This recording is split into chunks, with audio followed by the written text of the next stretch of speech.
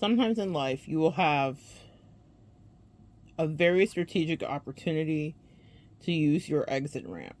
The exit ramp is when we have astrological points in our life and also spiritual points in our life where we can escape a situation with the least amount of damage.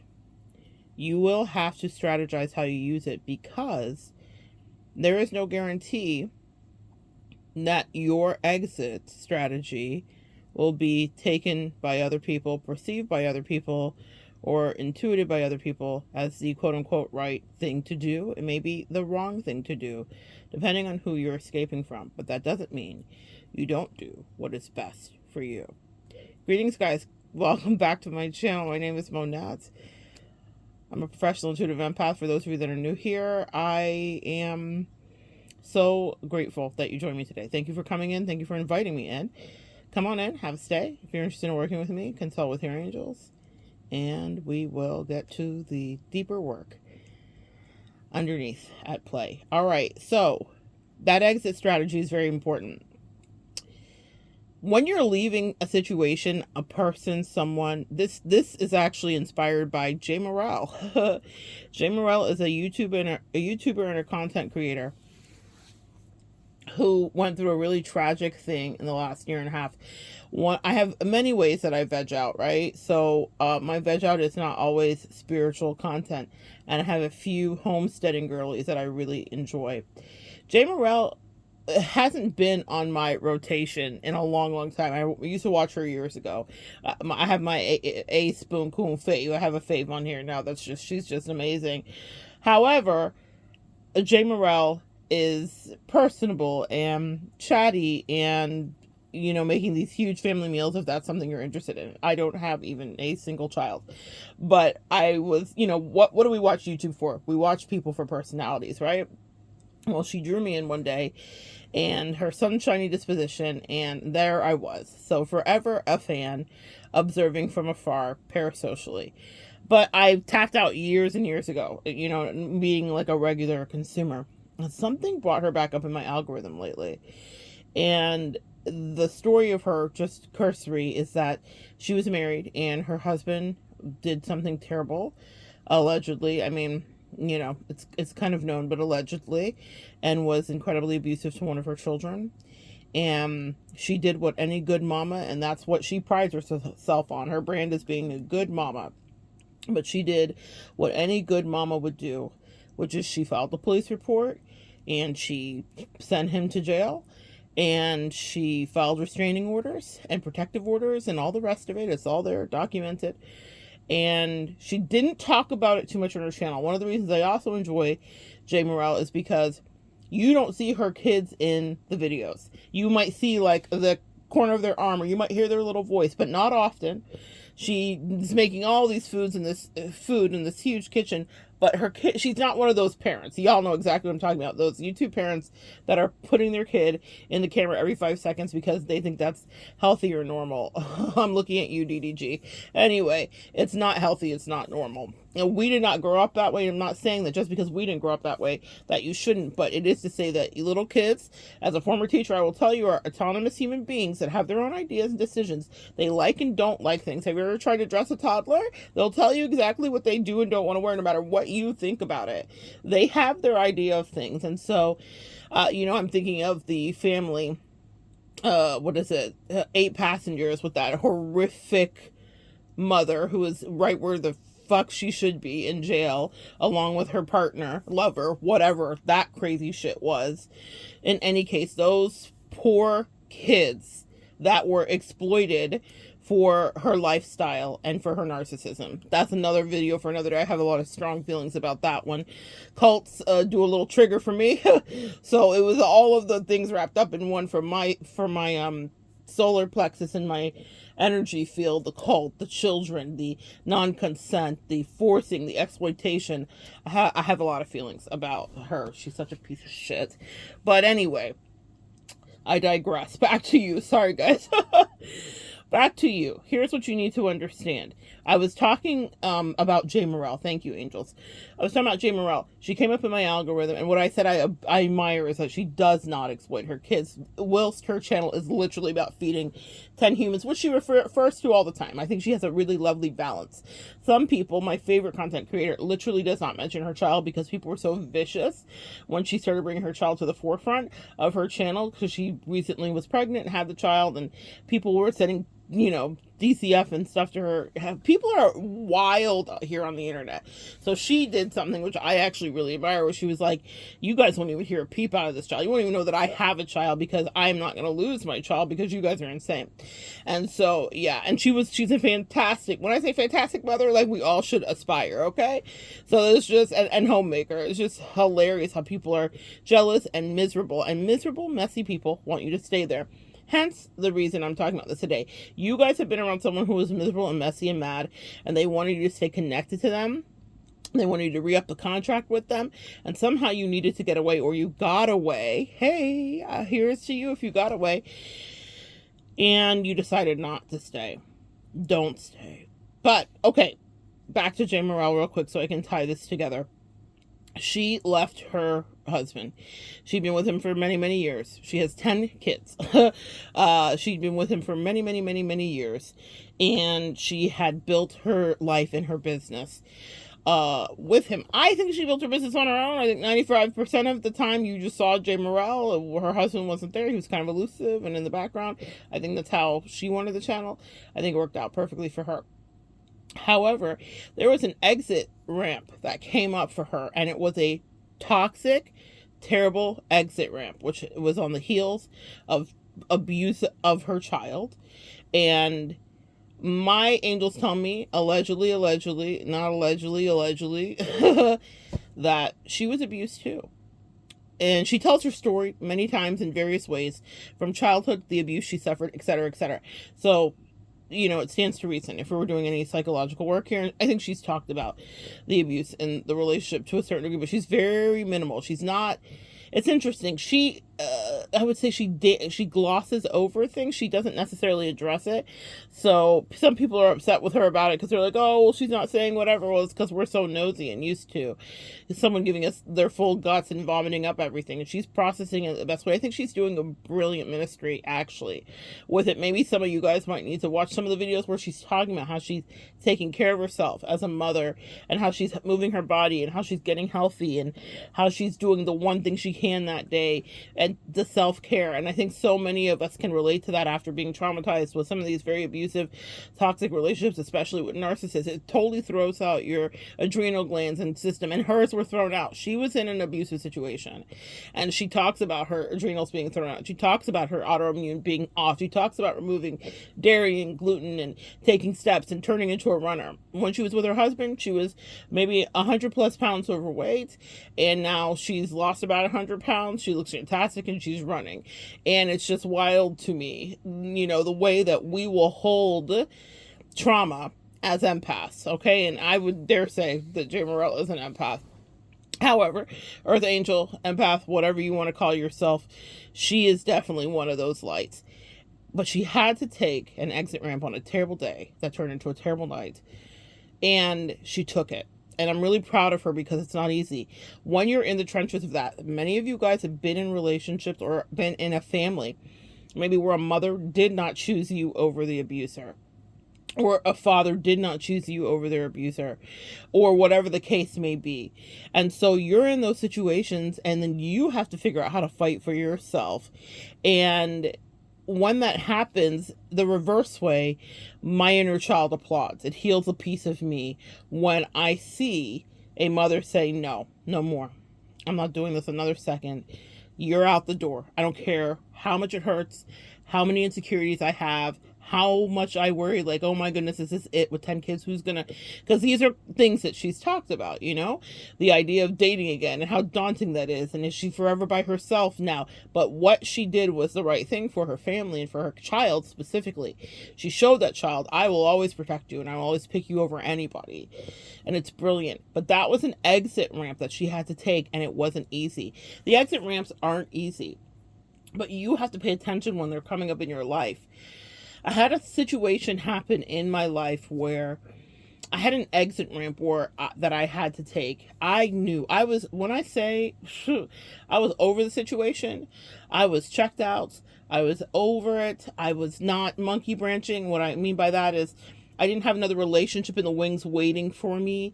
I just knew that what's gone on here is the height of toxicity in a very passive aggressive way, which paints me in a terrible light. You know, very coincidentally for that person, it was all crafted and done that way. They were very passive aggressive, very covert, maybe covert narcissistic energy. And I got to be the villain for real. And I thought, God, how am I going to get out of this? Now, I'm used to, I very much, haven't you guys seen Wicked lately? I very much relate to Wicked in so many ways. I think we all do. I think that's the point of the movie. I think that's why great art is created. However, Elphaba, man, I literally looked at my husband in like one of the first scenes, especially when she's moving stuff with her anger, which is something that literally happens to me, and he's seen it happen on many, many occasions, blown light bulbs, doors slammed, things of that nature that just, you know, my energy, I totally understand is powerful, but now he's got to see it. So I turned to him, he turned to me, and at the same time I was saying, I'm Elphaba, he was saying, you're Elphaba, with one of the first scenes of the movie where she's like disturbing something with her anger, just without touching it. And he was like, oh my God. And I was like, oh my God. I thought, oh, I feel so seen. I'm glad my husband gets me. Yeah, I am. And I think a lot of us can be the archetype. I think I have some videos coming out here shortly where I'm going to teach about the archetype of Elphaba and the archetype of Glenda. There's a lot to learn from both, I think. But I relate to that level of ostracization and people being intimidated by my power and intimidated by me. And then, moreover, the part that I think is germane to this conversation today is I relate to the way that people will change a narrative when I decide to choose me. And at the end of Wicked, spoiler alert, spoiler alert, spoiler alert, Elphaba gets very comfortable with her powers. And she realizes actually that all of these constraints that she had on her, and I think maybe today you're Elphaba. That's what the angels just said. Thank you, angels. The lessons always just teach themselves. The angels are amazing. You're Elphaba. She had all of these constraints and all of these people that wanted to use her or be close to her. Even Galinda wanted to be close to her proximately because she had access to power, even because Mrs. Morale or whatever, the headmaster that was really Diablo, she was seeing her as gifted. And this is also a really interesting lesson there. Another thing to be maybe picked apart in a different video more thoroughly, but let's touch on that quickly. Narcissists and people that are lower vibrational and dark know that you're gifted. They know that you're an earth angel. They know that you're a light worker. They know that you're an empath. And what they see in you is the ability to create change in their life, which you do. You are a light, you are an energy source.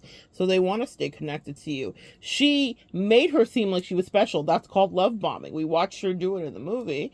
And if you've seen it on Broadway or wherever, excuse me, we've seen her do it in the movie.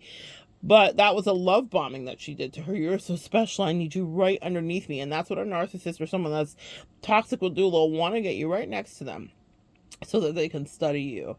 You see? Because they don't have actual power.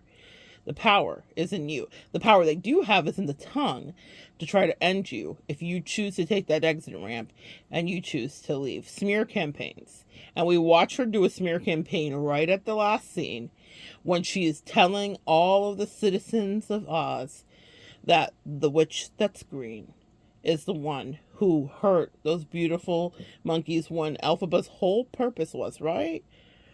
Elphaba's whole purpose was to protect the animals' life and their rights, because at the time in this land, those animals could speak.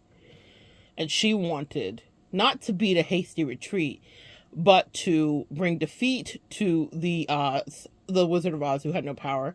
She realized it. She was the person with the power the whole time. You are Elphaba, and I have been Elphaba. And that has made me a target. And people at the end of me disembarking would want to shift the narrative. And that quickly, right before my eyes, I had been 100% down. I had 1000% put up with whatever nonsense. I had swallowed down my own desires, needs, and frustrations. But the second I said, I'm out of here, I'm not dealing with this anymore, I'm off to a different train station. Remember, they took the train to Oz. I'm out of here. All aboard? Then all of a sudden, and within the blink of an eye, it is me who is evil. Just because I finally learned how to fly. Ooh, that touched my soul. Goosebumps. People will talk shit about you because you know how to fly. They will also say you're evil because you know how to fly, whatever fly is for you. But you finally learned how to harness your powers and what your powers do. I have to watch my actual vitriol and anger because it affects people. If I have to, people don't realize that it takes me a lot of time to rein in my anger because of where it sits in my chart. I have a Mars in Libra. So unjust things that are not fair, Libra is associated with the scales of justice. When things are not balanced, it incenses me. And I will create actual physical change in people's lives, not by a spell, but just by what's emanating off of my energy and body. So I have to purposely remove myself from people, calm myself before I even speak to them, if I even speak to them. Depending on how important they are to me, most of them get a conversation. But if they're not that important, I just disembark and I say, thank me later. You don't know I just spared you. It's not that I'm doing anything. I am not a violent person. That's not even in my energy. But it's in my ancestors' energy. And it's in the energy that emanates off of me when I am angry. It reminds me of a Nico singing. She says, don't mess with the people I love because then I get scary. Then I get angry. Any spiritual person can relate to that. One of my favorite memes is the meme with the crystal knuckles, the crystal brass knuckles, and it's essentially like, I'm spiritual, not a sucker, or like I'll F you up respectfully, metaphysically. That part. It's not about a physical altercation, but it's about an energetic dalliance and dance. I've had several times in my life where I've had to say to people, this is your chance to take the exit ramp because I'm sparing you mercifully. I've said that with my real words to people. I've had mercy on you today because I know what they don't know is how my powers play. And I don't even fully understand, or I didn't until the last several years of my life, the power like we see in Elphaba's hand. What did Mrs. Morales say to her? She said, if you could harness your power, you could do the most amazing things. Well, the truth is that she was capable of doing the thing that none of them can do, which is reading the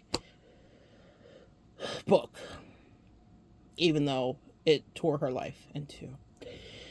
Be careful of your powers, guys. I am careful of mine. But the point about you being Elphaba and people trying to spin a narrative on you, then you better defy gravity, just like she taught us to do.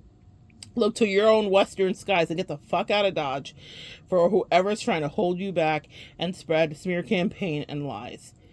That was such a bittersweet thing because in my life I've been connected with people, friendships, and various things like that, where I found it very poignant, them singing to each other and Glinda saying, I hope you're happy now. It started out sweet. It started out, with an air of real friendship, the depths of it, truly loving one another. But in life, there are choices that you have to make. And I hope you're happy now, as they sang it back to each other. And as Elphaba was flying in the air, Glinda's singing to her, I hope you're happy now. Because she had to choose what she had to choose and what felt right for her. And she couldn't have been in the world she wanted to be in. She cared a lot about what people thought about her. And Elphaba, one of our bonuses as being the Elphaba archetype, is that people have treated us so much less than right. All my life, not only have I had to fight, but I've had people treat me like pure ass shit. They've been unkind. They say things to me they wouldn't say to other people, whatever the case may be, for whatever reason. It doesn't matter why. You have dealt with your own and in your own seasons and for your own reasons. People have dealt with you in a similar way. You might relate to a certain degree of what I'm saying here today. And so my skin was not green, but it had to be thick. It had to be thick. You know, it's funny when I go live, which there'll be some more lives coming up here shortly, guys. But when I go live, it's funny to me because I'm like, wow, this is it. People can be wild. Sometimes you'll get trolls in the live, and everyone does. It doesn't matter what you look like. I've seen lives from people teaching about hammering something and fixing a shower or doing food or metaphysical stuff. And whenever the lives go live, the trolls are out for everyone. You could be skinny, tall, white, black, fat, Asian. It doesn't matter. The trolls will be trolling, okay? That's the nature of humankind. Misery loves company. So I've watched so many of these pros here out on these YouTube streets deal with those and learned a few things or two. But what I realized too is that I was set up my whole life to deal with whatever any troll could do. The worst a troll could do. Whatever you want to say. I might have heard it once or twice before today. But the thing about it is the Elphaba archetype has dealt with being pushed away, being ostracized for just being good at whatever she did. She was powerful, and that terrified people. She was different. She looked different. And maybe that's your thing too. For me, I could relate to Elphaba on many levels because I actually did look different than people that I was around and where I grew up and whatever else. And parents ostracized me, and everybody's internal racism or prejudice was easily projected onto me, easy for them to attack me.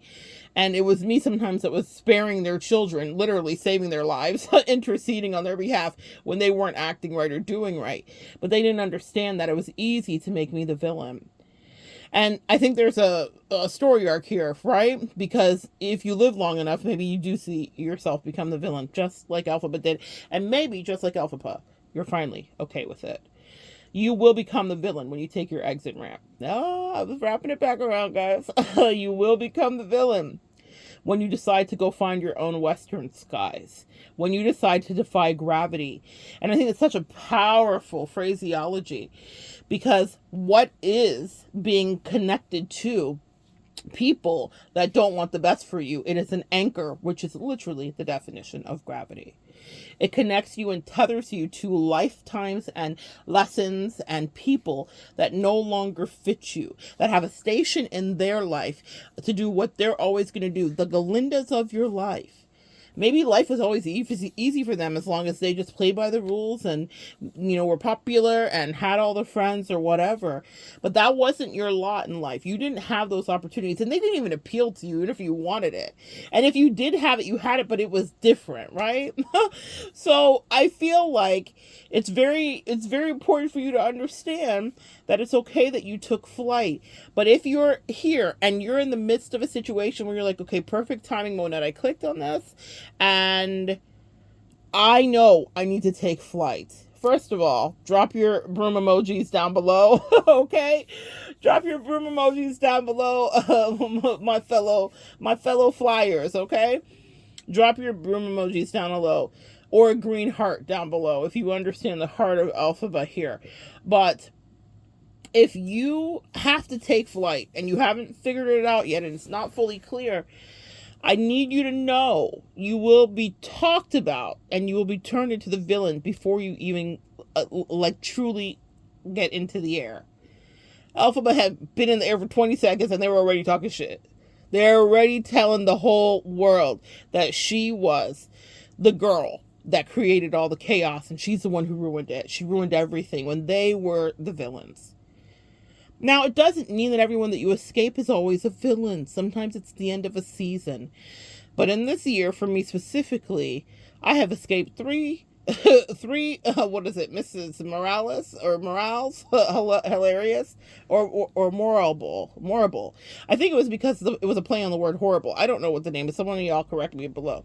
But I have escaped 3 in this year.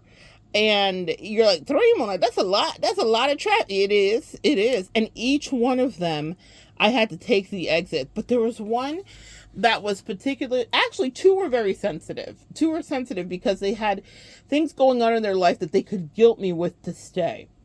But I knew it was time to be like Fleetwood Mac and go my own way. And I don't think that's ironic or a coincidental that my angels channeled that, because Fleetwood Mac's all of so much of their discography is about breaking up but choosing to stay. And that's interesting. They had a destiny to fulfill and a different way to go, but they still ended relationships and they took exit ramps when it was time to be so. But we got a lot of art from it. It was beautiful. A lot of flashbacks and memories that we will forever know. But in your case, sometimes it'll be time for you to go. In my situation this year, there was one where a family member was passing away. Our relationship had dissolved. It was already dissolved. It had been dissolved for about a year. It was not functional. It was not healthy. It wasn't clear. It wasn't honest. And that doesn't mean that we both didn't play a part. To be very, very, very transparent, I definitely had errors in it where I was trying to overcompensate for their feelings, and that came back on me horribly. I should have just been straight up right from the beginning and not tried to protect them. Hashtag, like, let's call that bad empath habits, where I overthink for everybody in the room, and that was a disservice to that relationship, and that wasn't healthy. But it wasn't malicious. That was the difference. By the end of it, the other person was being malicious because I think they were being reactive. I think they thought that I was trying to do whatever when really I was trying to protect them. But then there were other things that happened that started to bubble up, and I realized this person's not ever going to fill my cup. And also, I don't really fill their cup. And I feel like that's something we don't give ourselves permission to feel, think, or allow. We very much just kowtow to the relationship, and we are subservient, and we go along with it because of longevity and because, right? You name it, whatever it is for you. I've been here so long. Oh my God, if I get a divorce, I've got to figure out the assets, or who's going to love me like this? Back to Jay Morrell. One of the things that is prevalent in her energy is, I'm a good mama and I take care of these kitties, these kiddos, but will I ever have another relationship? And am I going to be too scarred to even embark on it? That happens a lot when you're in a long-term connection. People will stay in the toxic one because they're like, damn, I do want to date again, but like the whole prospect of bringing another person in, and what if they're abusive? Like, it's a whole thing. And it will hold you, unfortunately, in that space when you should be taking the exit ramp to get on your Western Skies race. You guys get it? You should be taking that exit ramp to go defy gravity. I'm watching Jay Morrell do it, and it's making me so happy. She defied gravity because something wanted to weigh her down physically. I do believe she even miscarried because her body was so out of alignment. It's not anything she did, but she talks about like the stress, the pressure, the energy of what she went through. She's a brand. She's a very popular brand. She makes her money by talking about her family. And then she has a tower moment that hits her that comes from the closest person to her. The betrayal was coming from inside the house. And she has to rally and figure out how to still turn a coin, turn on the shower every morning. Oh my God, my heart breaks for her. Feed all those kiddos. Take care of her body and mourn a baby. Tower moments are never easy, but when you get to the other side, go look at this woman. Just pick one of her most recent videos. Oh, I feel it for her. She's defying gravity. But it cost her something to take that exit ramp and to forever, for whomever's mind that didn't agree, that comes from old family values. She's very Christian, so I can only imagine what the community thought about her leaving her husband. Maybe go get counseling. Christianity can really have you in a chokehold of cultism, really, and indoctrination and misogyny. It took power for her to protect those babies, and it took power for her to protect herself properly and to disassociate from the patriarchy and say, maybe we could do counseling and maybe you didn't mean it, but I can't stay. She took an exit ramp and she went her own Western Skies way. But don't think for a second that the Mrs. Morales or Horrible or whatever, Morable, I can't say her name, but the evil one, she beautiful in the video though, but the lady that was the headmistress of Shiz, don't think for a second that there weren't people spreading her biz and talking shit and smearing her, including her husband. who recently did a weird thing and popping back online and making these videos where he was intercessing for her and praying for her. And he immediately got called back into court because it's a violation of his whatever restraining order. He was trying to make contact with her. Like, people are insane. So he's like, I'm praying for reconciliation with my family, the same family you were beating on and doing God knows what else that she probably hid that we'll never know. That's what I'm saying, guys. When it's time to go, you better go. Because those people never want to let you go. You see what he was doing? You see how manipulative that is and how narcissistic that is? He's like, oh, I'm Jay Morrell's husband, da-da-da-da-da. That was calculated because he wants to engender whatever. Because even though people will talk about you when you fly to your western skies, they miss the power support. Oh, girl, someone misses your support. Someone misses your support. That was Freudian. Y'all hear that jump out? Someone misses your support. Someone misses your power supply. Someone misses being able to plug into you. Someone misses you telling them the answers as to why. Someone misses you figuring out the truth. Someone misses you is what I was about to say. Okay, another Freudian slip. Is missing you in the most terrible way. Someone misses you and hates that you wouldn't stay, but still will talk about you because you had the audacity to go away.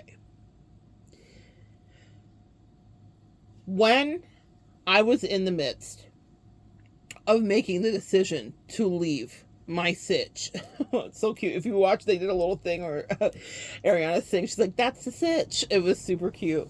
It's Elphaba. It was green, pink. It's a whole thing. I'll connect it down below. You'll see what I'm saying. Anyway, so that's the sitch. When I was in the middle of leaving my situation and my angels were like, when I tell you all, I had like a spiritual hangover. My angels were like, this woman no longer is an emotional vibration for you. She hasn't been for a long time. There's actually some underhanded shit that she's doing for a long time. But what we've been doing is letting you kind of come to it on your own. But see, when your ancestors step in and you can't ignore it and every minute you're thinking about it, it's beyond time to go. You actually have passed your exit once. And they're like, okay, go to the next one and make a U-turn. And that's what was happening. And I remember I was out of town and I was just like at an Airbnb and I was just laying there and I was thinking, oh my God, I have to get free. I couldn't stand another minute with this person. I've never felt that before. I have had breakups and whatever, but something happened where, and it was because, and let me tell you why, and this is maybe confirmation for you Elphabas out there that are learning how to fly. When you feel that level of like, whoa, what's going on here? Why am I crawling out of my skin to get away from someone? It's because they are talking the cashiest cash shit about you. They are thinking evil of you. They are projecting evil at you, and you're a real powerful sorcerer over there, and you are feeling what they do and what they're thinking about you. I don't care if it's your man, if it's your friend, I don't care if it's your mama. You are feeling the energy that they're projecting at you. And she was sending me so many flying monkeys and darts and like, get down out the sky. What are you doing? You need to stay right next to me. And I was like, whoa. And it was all unspoken until I said so. Meaning I spoke about it. That's my gate as Elphaba. I'll tell the bitch about herself fully, politely, and regally, depending on how much mercy my angels have me have. Mercy usually happens when I am angry. Mercy wasn't necessary for her. I was being kind and gracious and giving an extension, meaning I took a couple of exits past my real one before I did the U-turn because she was having a family member that was crossing. And because of that, I knew there's no way I get out of this exit without being the villain. You guys get it? And the family member that was crossing was an in-law of hers. It wasn't someone that she was incredibly fond of. They had a tumultuous relationship, but the situation was still a person's life was going. I also was encouraging her in her gifting. She had some giftings regarding, doing work with people that are crossing over and the rest of it. And I wanted to still be a teacher. That was my own, let's call it ego, because I had no business being of service to someone that I knew did not like me anymore. But I knew that she was in this transition point and I didn't want to abandon her because that's not what we do as Earth Angels, right? But I did what I needed to do. And then right after, not long after that person crossed over, it felt very spiritually appropriate that, things were ending. And so it was time for me to be going. We had done our work. We had done even biblical years. Like I pay attention to numbers of years and the number of years that we were together. And we had done so much good work together. But then it stopped being fruitful. And I knew that there was this new burst of energy for me. And there was this other stuff that I had to do. I didn't even know what it was yet. Very much like Elphaba, you and I fly without nets. We learn how to fly without any reprieve. If you watch the movie, she plummets for a while before she extends out her green hand and realizes, oh my gosh, I can fly. I can man this thing. The broom isn't the thing flying, it's me. And that's demonstrated when she's actually singing about defying gravity. She holds the broom out so that everyone's clear. The power is not in the object. The power is in here. But you will jump without a net. And my angels ask me to jump often, and I never disrespect their request. And so I leaped. But I did it knowing that it would be easy for her to paint me as the villain. And it wasn't just something I thought. You're like, oh, okay, well, maybe that's what she thought, and maybe you don't know.